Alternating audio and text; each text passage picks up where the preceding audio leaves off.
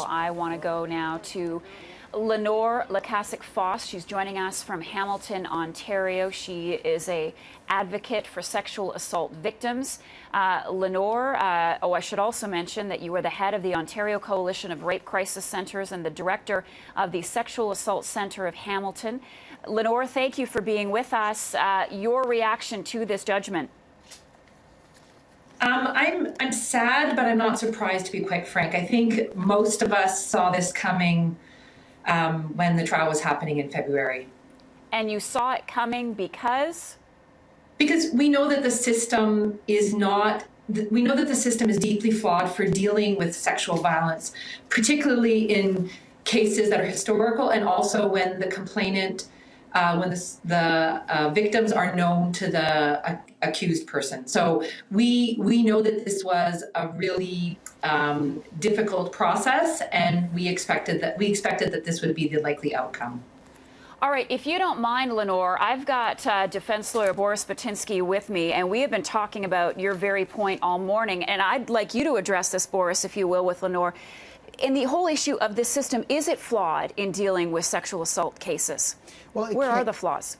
Well, it can be, and in fairness to Lenore, I think it can be, and there has been a lot of progress made. I don't want to be completely standing up and suggesting that we have zero problem with our criminal justice system, because over time we know that we've explored some what we've called rape myths. We've tried to do better, but ultimately, as long as cases are decided along the appropriate lines of inquiry, then our system can do better. So what we need to be very careful about is to avoid stereotyping complainants. I do agree with Lenore that when we have historical complaints made by people that are known to the accused, that does result in less frequent convictions. But as long as we're making the convictions on the basis of traditional lines of inquiry, if a person's not credible because they've had inconsistencies, is not the same as if they're not credible because of their post-offense conduct. So those are important distinctions. Lenore? Yeah, I think these traditional lines of inquiry don't work in these cases. I think that's our very point, is that there seems to be a complete lack of understanding about how people engage in these situations post-assault or post-abuse, that there's a real, that we don't understand that memory is not linear, and that if people don't say certain things or change, or, you know, was the person's head hit against the glass or the car back seat, like these kind of minutia details that can seem very relevant to the court can then somehow be used to say this person is inconsistent, therefore they're lying, they're fame-seeking. Because even some of the commentary from the judge today suggested these stereotypes of the jilted ex and the fame-seeking liar, which is concerning, deeply concerning for those of us who work with survivors, because these stereotypes are so prevalent that we were seeing them reflected in the kinds of commentary that were being tweeted out by the reporters in the courtroom.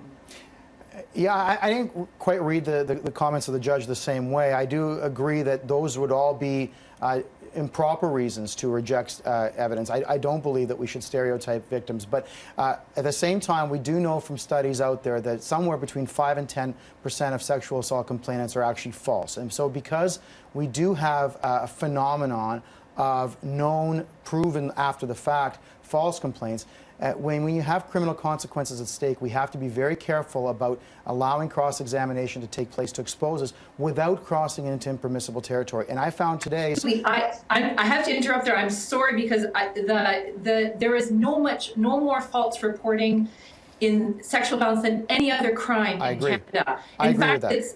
So when we keep saying this, we somehow make this seem like this is a phenomenon. I would argue, I would reject your term phenomenon. I think the phenomenon is that 90% of survivors of sexual violence never proceed to the court. Of the 1,000 who do, let's say statistically 1,000 people will go to police, 33 will result in charges, 6 will proceed to court, and 3 will get a conviction. That's the phenomenon I'm concerned about, not false reporting.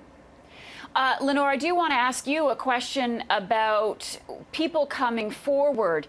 What is your sense of the impact that the Ghomeshi case has had? Do you find that reporting of sexual assault has gone up? Has it remained the same? Do you think after today that people will be reluctant to come forward with their stories of abuse?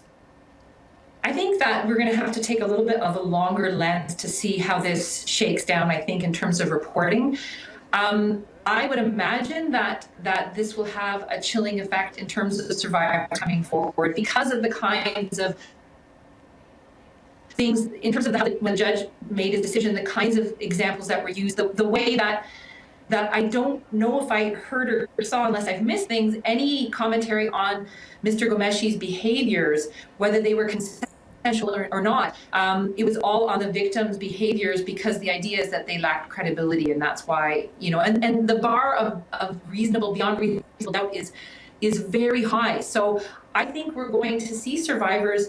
We are hearing from some that would say, my gosh, I'm so glad I never came forward, not about this situation, but about their own situations, or this is horrible. Like, we're hearing that already. So I'd be curious to see what the police statistics are, how across Canada, how they change. I'm deeply concerned about the messages that we are sending to survivors. And on that point, Lenore, do you wish that had hoped in some way that the judge would admonish Ghomeshi in some way, shape, or form? Well, I don't I'm not a lawyer. I don't think that kind of happens usually, except when it's interesting though, because we've had cases in Canada. The judge in Alberta who just said to the young complainant of sexual assault, why don't you just close your legs or whatever. So judges can do that along victims, but I've not seen that.